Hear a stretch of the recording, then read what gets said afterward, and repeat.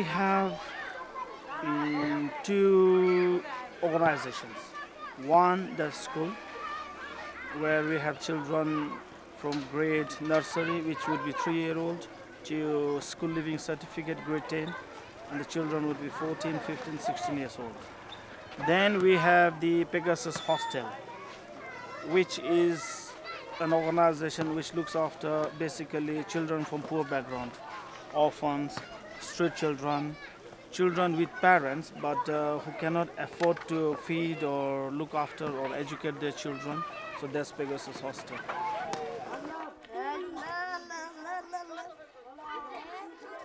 The children from the hostel go to Pegasus English for their daily classes.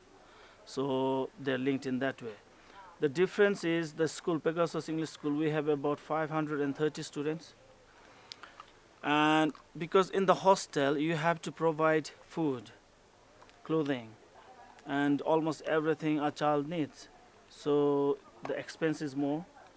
Whereas the school, it is a day scholar place. The children come from home, they have parents who support them, they come to the school, and we just, like any other normal school, they're there during the daytime.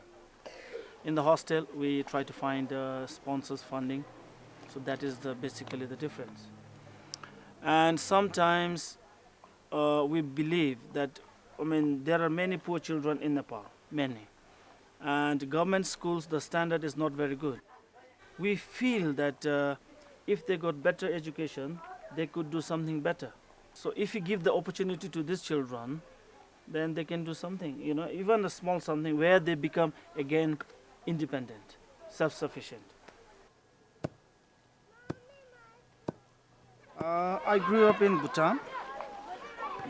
I was born in Nepal and my father was in the Indian Army, so he got posted to Bhutan. And from the age of around 7 till 22, I was in Bhutan. Because it is a Buddhist country, so you are brought up in the Buddhist philosophy of life.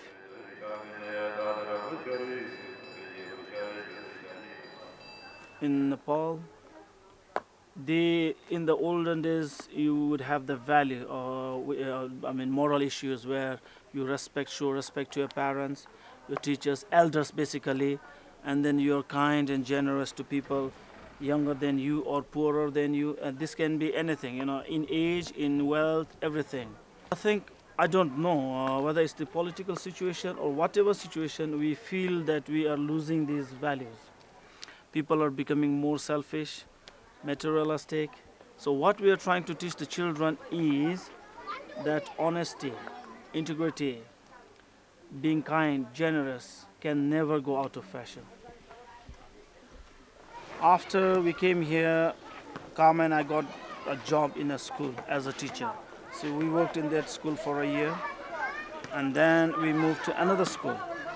So when I saw the school in Kathmandu, those two schools and a few other schools, I felt that I could do better running a school on my own than working for someone, because there were lots of things that I could put into practice. Those days, schools here, the school I worked in did not have any extra activities, no sports, no cultural dances or, no music, no dances, nothing, no reading for pleasure. It was just course book and school, not even home assignment or like that. So I thought I could do better. But to start a school, you need money and, you need lots of contact, which I didn't have. That's when I met Eric and Pauline. And this Pauline, she was a part-time librarian in Birmingham. And she said, Kinle, I started school, I can send you books. So I told Pauline, you don't have to say that to me. You have a good holiday and all that. So we came back to Kathmandu. She took my address, postal address and email address and left. I think it was 2 weeks later when I received a parcel from her in the post office. And it was like 6 or 7 children's books and some sweets for my children. And then next week, every week, almost every week, I was receiving these small parcels from her, always books.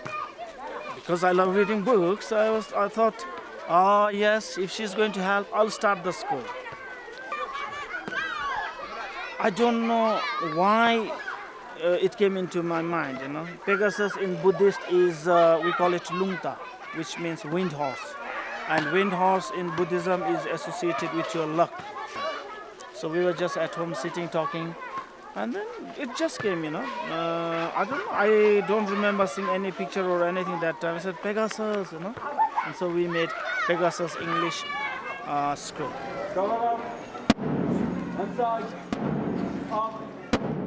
I think it was destiny. Like I told you, faith. We believe. So we just started like that. So that was in 1999, 10 years ago. So that's how we started the school.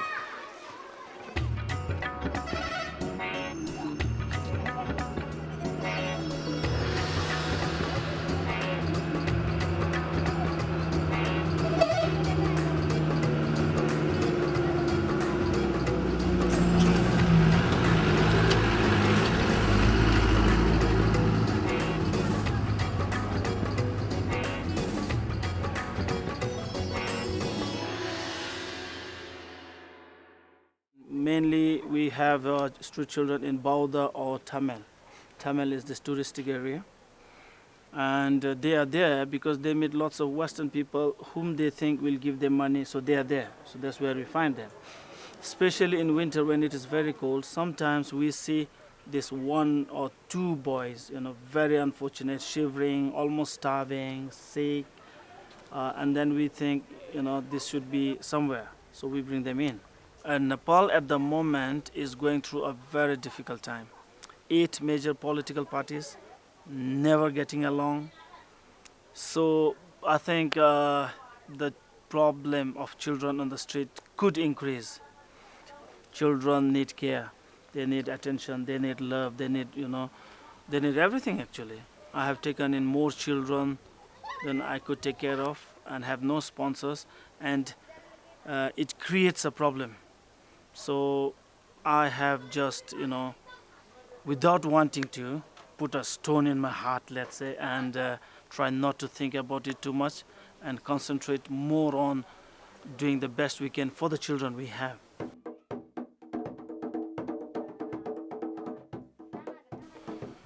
It's sad when you see children who desperately has to be in the hostel, but the last few months I have not taken any. So before that, it could be 2 a month, 3 a month, and sometimes 5 at one time. Yeah. So now we have reached the ceiling. I always thought I would look after about 50 children and give them, the best care. So it became 55, 60, then 65, and went up to 85.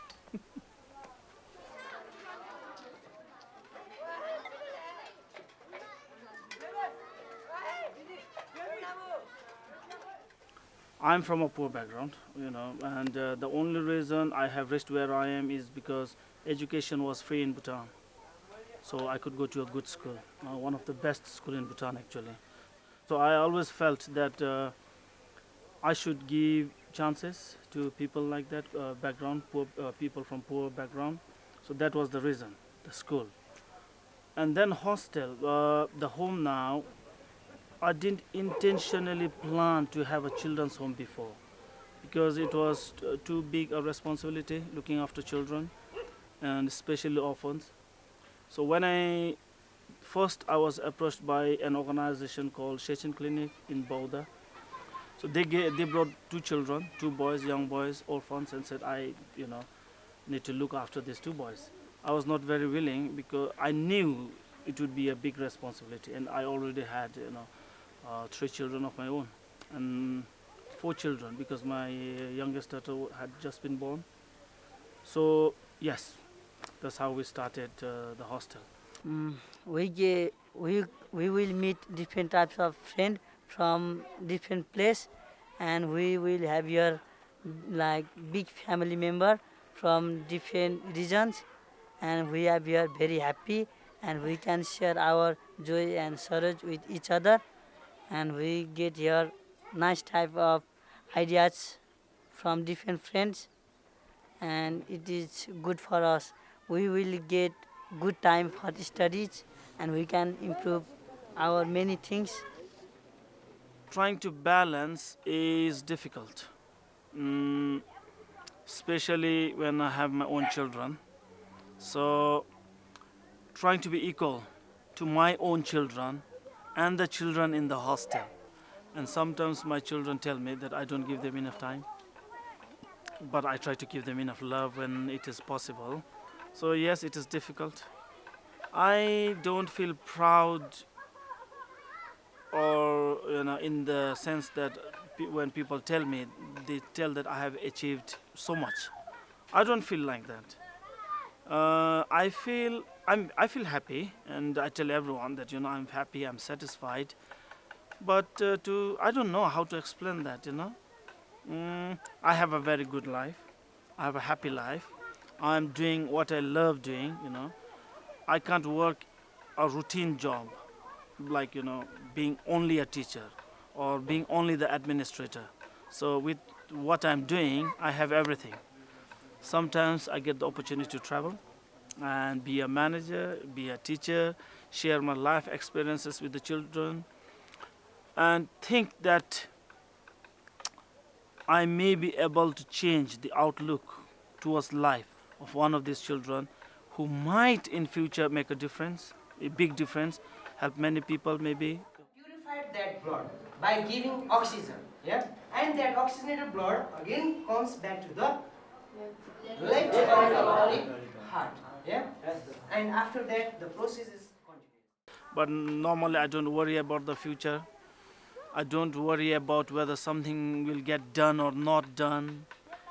So when I tell people about my story or about what has happened, the luck and everything playing a big part, and people are surprised. But personally, I think I've never thought of that was my strength or that was my weakness. And I tell people I have faith. I can't say a faith in Buddhism or a religion, but faith in life, I think.